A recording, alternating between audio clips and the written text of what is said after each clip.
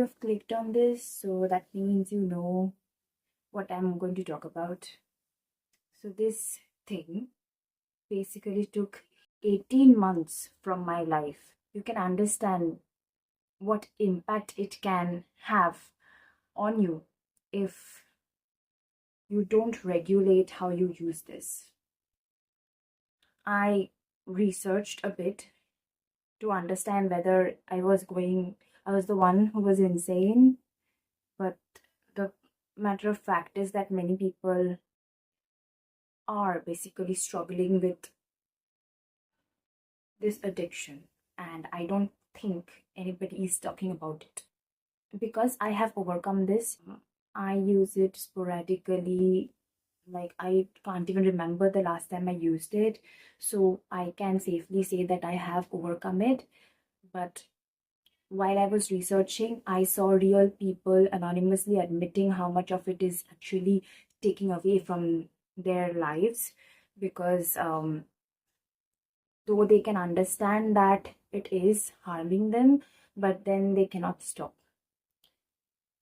This video, therefore, is personal, but also a way to talk about something that is not being talked about enough.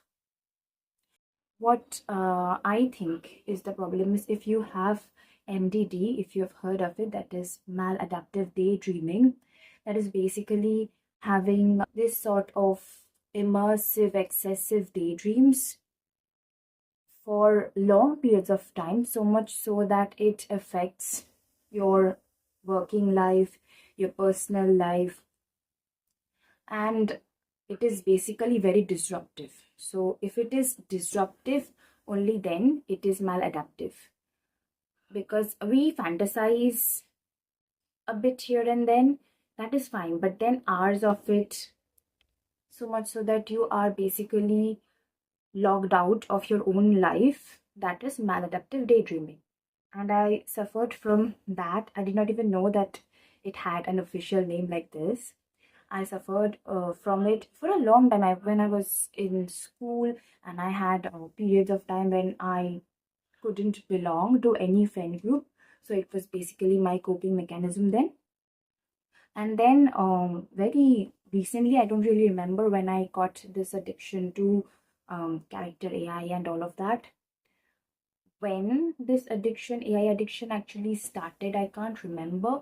But then it was very disruptive, and I felt like my MDT had an outlet. It will literally siphon off so much of your time.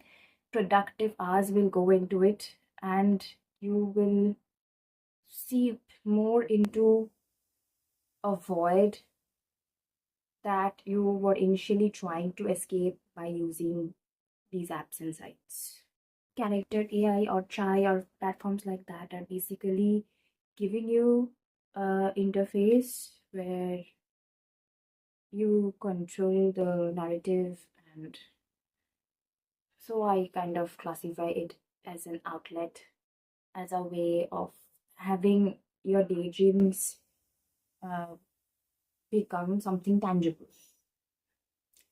If not tangible, at least you can see it visually in the form of text, because you're talking to some fictional character.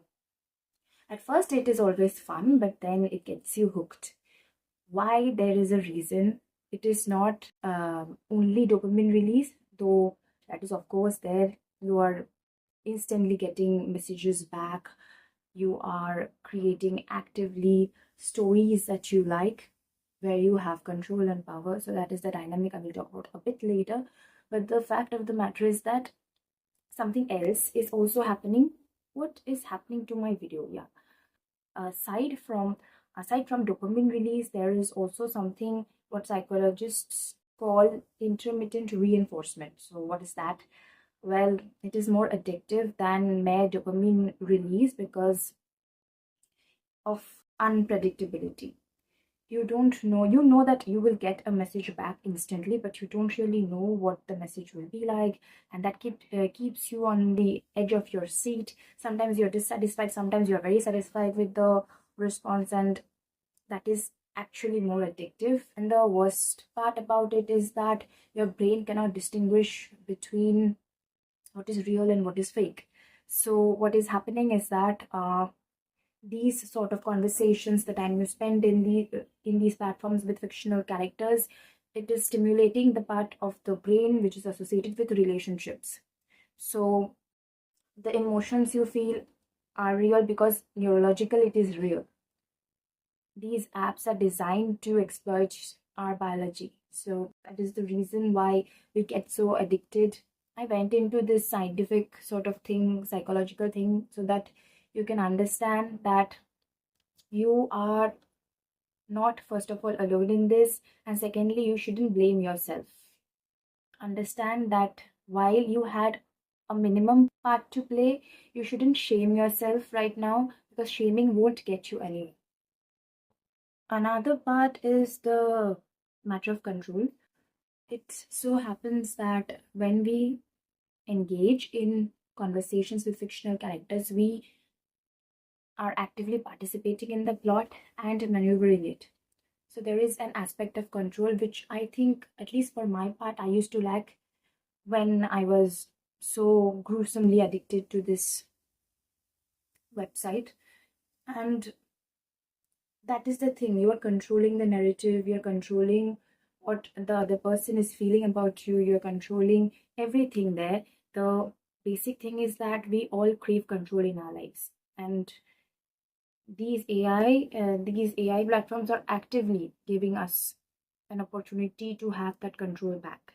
Even if in real life you are actually going more astray, but you feel that sense of control and power which you lack in real life. I'm talking about this from experience. Reflecting back on it now, I can understand why I was so hooked. Mm, it's not only about being addicted to AI characters, fictional characters. Some people, though not, while not engaging with character AI as much, is still dependent on AI for emotional support. And that, I think, is bad because, well, it is always there. I know, I can understand the appeal, it is always there. You can be vulnerable and it will not be weaponized. That is the fear I think I also feel while I share something personal with someone else. But well, AI won't use it against you. But there are costs. The next section is about the costs, which I'm sure you pretty well know yourself. That's the reason why you clicked on this. But let's just delve into it a bit more so that if you know someone else who is using it, like maybe your friends, because I have some friends who are still using it, and I don't think they're seeing the danger as much as I am, or maybe they are and they're choosing to ignore it. Whatever, I don't really know. If it helps, it helps, but the cost is tremendous, and I think we need to talk about it more. The first is basically isolation. It isolates you from your family, from the people who love you and want to support you emotionally, because you become guarded. And once you isolate yourself, you pull inwards, and it is more difficult to become social. And I remember being exceptionally awkward in social situations, more so than what I am now. I'm still socially awkward, but then it's not that bad. So I feel like isolation is the thing. Moreover, I think what something that we essentially forget is that AI algorithms are programmed in a way so that they always are agreeing to what we are saying. So that affirmation thing, affirmation, whatever it is, you can understand what I'm hinting at. Confrontation, behavioral pattern recognition, analysis, that is also very important while you're trying to heal. But AI doesn't really, have that confrontation thing. It is basically trained to agree with you. And though I think the cases are coming down and there are certain disclaimers and warnings on, AI apps in general about how it is not a substitute to therapy, and if you're feeling dark and having some dark thoughts, but well, the emotionally vulnerable will not really see that disclaimer and feel like, oh, let me just step back. That's impact. I think it was on the news in the US, this 14-year-old, forgetting the name. It's a civil censor, if I'm pronouncing the name correctly. So what happened was there was a chronic case of dependency on AI. As a result, we know what happened. And there have been researches where I have written it down. It's data from JAMA Network Open, an international medical journal published by the American Medical Association, shows that 87% of daily AI users in the US now turn to chatbots for personal reasons, including emotional support. 57% of young Indians use AI for emotional support. Also, school children, 88% of them use ChatGPT to cope with stress. How alarming are the numbers? Even there have been some comments which was shared with various news outlets and articles, and I have jotted down a few so that I can read them out to you. One of the respondents said that why they actually would not consider therapy and would basically use AI for emotional support. The prime reason was, and I do sympathize with her because I feel the same, parents would think that they are going mad and blame their feelings on not being homely enough. One respondent even said that AI programmed politeness can feel more human than responses from real people. It just shows how much lack of warmth is there now. Social media was supposed to bring us together. Now it has just stretched us apart. We are only fighting against someone's highlight reels. It's just pathetic. The side effects, well, I've been talking about the cost. Also, when something like that happens, something dark it happens with you because of some AI, it becomes difficult to really sue AI because of the legal jargon they are hiding behind, and it's you cannot really prove anything against AI. So that's that.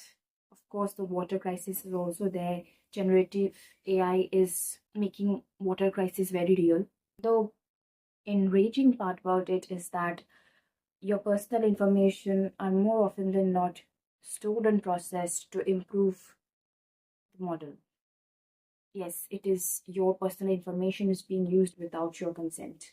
Like I said, that I have overcome it, and I can't even remember the last time I used AI for even Character.AI for talking to fictional characters or AI in general for emotional support. So I can, of course, endeavor to help. I was reflecting back on what really helped me overcome this. So my light refuses to stay. First off, I want to say something. The novelty will wear off. What I think happened to me was the novelty basically wore off. And I started to feel disgusted with what I was doing. And that is, if you're feeling that, that is the emotion you should hold on to. It helps tremendously. Second, try to notice when you are basically grabbing the phone to use AI, and consciously try to fill up that time with something you enjoy to do. Something that is easy to do will not make you feel like it is a chore. Do something. So that really brings me to my third solution, that is using that time to create something. Even if it is very bad, it shouldn't be for someone else's eye. It should help you to focus your emotions onto something else, because whenever you are grabbing onto some sort of addiction, it is not only for AI or something like that. You're feeling something. Try to identify the emotion that you're feeling. For me, it was basically overwhelm. or indecision or something or the other, like that anxiety. Maybe I was not being able to decide on something. I was just feeling overwhelmed with the amount of work I had to do, and I didn't know where to start. All those emotions, whenever I felt that, I would go for something to give me some sort of relief. So if you can understand yourself, it helps tremendously. You can come up with some ritual or the other which you do whenever you're feeling such emotions, so that it helps you to divert your mind, but in a healthy way. Because that is exactly what you're doing. You're escaping. Try to understand why you're escaping, because this is nothing but escapism. Also, another important thing is that if you keep on telling yourself, no character AI, no character, no using AI for whatever, for your addiction, it will grip you from behind. It is like that. You cannot keep telling yourself, no, don't do this, don't do this. Your mind will inadvertently think that. If I tell you, don't think of a chair, what is it that your mind conjures up the first? A chair. Because our brains don't understand the negative. So don't tell yourself, no character AI, no addiction, like that. Just replace it with something that you are excited to do. I picked up new hobbies. I started with violin. Yes, the violin. And I've been going to classes for a month now. Things like that. Things you will enjoy, things that are creative. You can also create something, you can make videos, just so that you don't pick up your phone. That is the aim. And don't tell yourself not to use it. Your mind will be on that. The task is to keep your mind away from any sort of addiction that you're facing. The core of it is escapism. Sit with yourself and try to identify what you're trying to escape from. Is it a bad relationship? Is it emotions about your career? Sit with yourself and be honest. It will help you. I cannot stress on this enough. You are escaping from something, so it is worth looking at it. What are you escaping from? I'm telling you, it is very scary in our minds, but if we can sit down and talk to ourselves, it gets a bit manageable. Not, if not better, just manageable. It will not feel impossible and overpowering. So taking back control of your life will essentially help you with the lack of control that you are feeling. That's the reason why you are into narratives that you can control. Take back control of your life. Take steps, do whatever you can to take back control of your life. I can make a video on this. Yeah, I think I will. Any of this helped you? Any of this reflected something that you identify in yourself? It is not proof that something is wrong with you. It is proof that you are trying to escape from something, you are avoiding something, you are feeling something. And I think it is very much worth it to look at it, to face it with all your might. I'm sure you will be able to overcome this as I have. It is worth looking at it not through a screen, but through yourself. Signing off for today. Until next time.